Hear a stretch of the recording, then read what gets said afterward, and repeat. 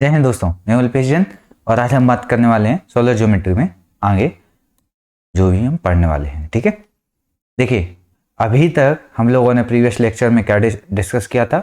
Solar geometry में जो coordinate system होते हैं वो एक सबसे पहला होता है कार्टेशियन कोऑर्डिनेट सिस्टम, दूसरा आपका पोलर कोऑर्डिनेट सिस्टम, तीसरा आपका सिलेंड्रिकल कोऑर्डिनेट सिस्टम और चौथा जो रहेगा वो स्फेरिकल कोऑर्डिनेट सिस्टम होगा। ठीक है, चलिए आज नेक्स्ट टॉपिक देखने वाले हैं direction ratio and direction cosine.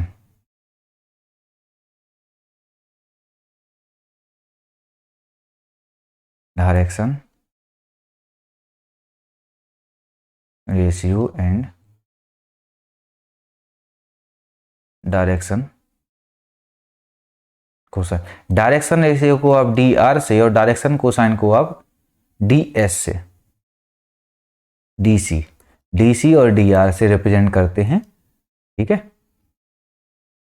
चलिए अब डायरेक्शन रेशियो की बात कर रहे हैं अगर, तो डायरेक्शन रेशियो मतलब फाइनल माइनस इनिशियल। मीन्स क्या हुआ, जैसे मैंने आपका एक यहाँ पे पॉइंट लिया, यहाँ पे दो पॉइंट हैं कोई भी वेक्टर स्पेस में, यहाँ पे x1 y1 z1 और इधर यहाँ पे x2 y2 और z2। इस तरीके से कोई सिस्टम है तो डायरेक्शन जो रेशियो होगा आपका, डायरेक्शन रेशियो क्या होगा, x2 minus x1 y2 minus y1 और z2 माइनस z1। ये रहेगा आपका डायरेक्शन रेशियो। और यहाँ पे बात करें डायरेक्शन कोसाइन की, तो डायरेक्शन कोसाइन जो होगा आपका वो होगा आपका x2 माइनस x1 कॉन r, y2 माइनस y1 कॉन r और z2 minus z1 upon r। ये r क्या है, देखिए r जो रहेगा वो उनके बीच की डिस्टेंस जो रहेगी r, वो r होगा आपका अंडर रूट में x2 minus x1 whole square plus y2 minus y1 whole square plus z2 minus z1 whole square. R a रहेगा उसका। ठीक है, अब डायरेक्शन कोसाइन की बात करें अगर फिर से, तो डायरेक्शन कोसाइन क्या होता है, कॉस अल्फा कॉस बीटा और कॉस गामा, ये रहते हैं आपके डायरेक्शन कोसाइन होते हैं। डायरेक्शन कोसाइन को रिप्रेजेंट करने का तरीका अलग अलग है, आपको एंगल दिया हो या फिर आपको जो x1 x2 दिए हो तो आप उससे डायरेक्शन कोसाइन कई तरीके से निकाल सकते हो। कॉस अल्फा को मैं एल भी बोलता हूँ, कॉस बीटा को एम और कॉस गामा को एन। ठीक है, चलो ये रही बात आपकी। और आपका जो रेशियो होगा, ratio of direction ratio and direction cosine are constant. Means क्या हुआ, अगर इसमें डायरेक्शन रेशियो जो रहेगा वो a मानूं और b upon M is equal to c upon n is equal to k, एक कांस्टेंट, तो रेशियो जो रहेगा वो कांस्टेंट रहेगा इनका। ठीक है, चलिए हो गया। अब बात करते हैं आपकी डायरेक्शन रेशियो डायरेक्शन कोसाइन हो गया आपका, क्वेश्चन करेंगे तब आपको क्लियर हो जाएगा। ठीक है, अब जो टॉपिक रहेगा आपका, जो टॉपिक है आगे वो है आपका equation of line in three dimensional dimension. और 3D ज्योमेट्री में आपकी जो लाइन की इक्वेशन होगी वो किस तरीके से हो सकती है, तो देखो इसमें जो लाइन की इक्वेशन होती है वो दो तरीके से होती है, आपकी दो फॉर्म में होती है। एक तो आपकी होती है वेक्टर फॉर्म में और दूसरी होती है कार्टेशियन फॉर्म में।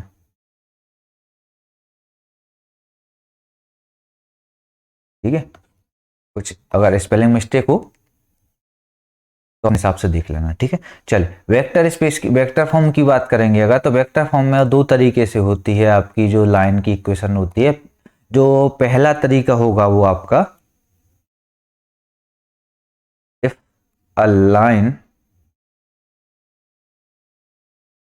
passes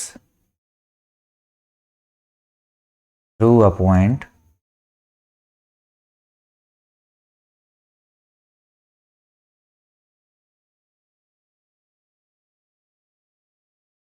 parallel to a given vector। एक आपको वेक्टर दिया होगा, एक आपको पैरेलल वेक्टर दिया होगा, एक पॉइंट दिया होगा, उससे आपकी लाइन की निकालना पड़ेगा। ठीक है, तो इसका जो इक्वेशन होगा वो आपको लिखना है। इसका जो इक्वेशन आएगा वो आपका आएगा R vector is equal to A vector plus lambda B vector. यहाँ पे जो बी वेक्टर है वो पैरेलल वेक्टर है, जो आपको उस वेक्टर के पैरेलल होगा। जो गिवन वेक्टर जो होगा और जो पैरेलल पॉइंट होगा वो जो यहाँ पे जो ए रहेगा आपका और ये बी रहेगा आपका। ठीक है, तो अगर मैं इसको कार्टेशियन फॉर्म में कन्वर्ट करना मुझे, तो क्या करना पड़ेगा? देखो, आर वेक्टर की जगह मैं लिखूंगा आपका x i plus y j plus z k is equal to A vector की जगह मेरा आएगा x one i plus y one j plus z one k plus lambda b vector की जगह b one i plus b two j plus b three k. ठीक है, ये हुआ। अगर मैं इसको सिंप्लीफाई करूंगा थोड़ा सा, मतलब एक्स वन आई को इधर ले जाऊं तो x minus x one i plus y minus y one j is equal to इतना हो जाएगा आपका।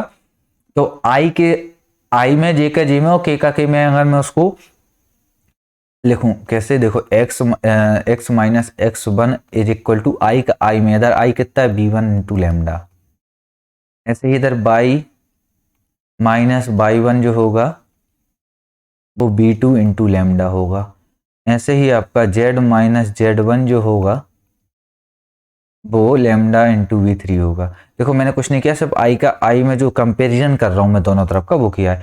तो लैम्डा इज इक्वल टू होगा आपका, जो कार्टेशियन फॉर्म होगा, x minus x one upon b is equal to y minus y one on b इधर वन इधर two z minus z one on b three जो रहेगा। मतलब जो इक्वेशन बन रही है आपकी लाइन की वो कार्टेशियन फॉर्म में बन रही है आपकी ये वाली, और आपकी वेक्टर फॉर्म में बन रही है ये वाली। ठीक है, चलो एक क्वेश्चन देख लेते हैं इसके ऊपर। क्वेश्चन रहेगा आपका, क्वेश्चन है कि if a line, the find the equation of a straight line passing through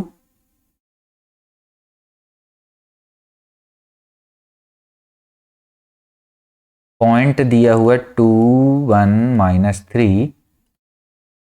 and parallel to a vector 3i minus four j plus five k. ये आपको एक क्वेश्चन दिया हुआ है, आपको लाइन के इक्वेशन बताना है। तो देखो, r इज इक्वल टू क्या होगा, यहाँ पे एक a रहा b ये रहा, तो a को मैं पहले वेक्टर फॉर्म में कन्वर्ट करना पड़ेगा, तो 2i minus sorry plus j 2i plus j minus three k plus lambda into b vector क्या होगा 3i minus four j plus five k. ये रहा आपका लाइन की इक्वेशन। इसमें आपको लेमडा की इक्वेशन निकालने के लिए अलग अलग कोई कंडीशन दी होंगी, तो उसमें लेमडा की वैल्यू निकाल के पुट कर देंगे। ठीक है, अगर मैं इसको कार्टेशियन फॉर्म में लिखूं तो लेमडा इज इक्वल टू क्या हो जाएगा, देखो x माइनस एक्स वन मतलब टू अपॉन बी वन मतलब three is equal to by minus one upon minus four is equal to z plus three upon five, इधर माइनस था इसलिए इधर आया। ठीक है, ये आपकी हो गई वेक्टर फॉर्म में कार्टेशियन फॉर्म में लाइन की इक्वेशन। सिंपल, अलग से कुछ नहीं करना है आपको। चलिए अब बात करते हैं टाइप टू की, जो वेक्टर फॉर्म में ही था, जो था आपका if straight line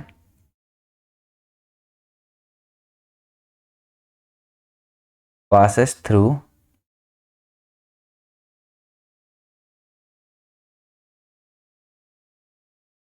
two points.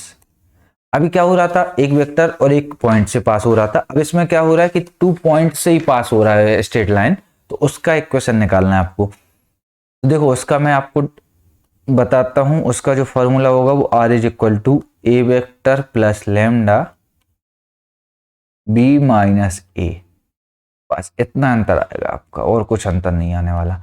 और वही अगर कार्टेशियन फॉर्म की बात करूं तो कार्टेशियन फॉर्म में आपका आएगा x minus x one upon r की जगह इधर आ जाएगा x2 minus x one is equal to इधर y minus y one upon y2 minus y one is equal to z minus z1 upon z2 minus z1। ये रहेगा आपका, ठीक है, ये आपकी टाइप 2 होगा। सिंपल। चलिए ठीक है, तो मैंने आपको आज स्ट्रेट लाइन और डायरेक्शन रेशियो, डायरेक्शन कोसाइन सिखाया है। नेक्स्ट वीडियो में हम लोग एंगल सीखेंगे कि एंगल दो स्ट्रेट लाइन के बीच में एंगल क्या होगा 3D स्पेस में। ठीक है, चलिए तो फिर मिलते हैं नेक्स्ट वीडियो में, तब तक के लिए जय हिंद।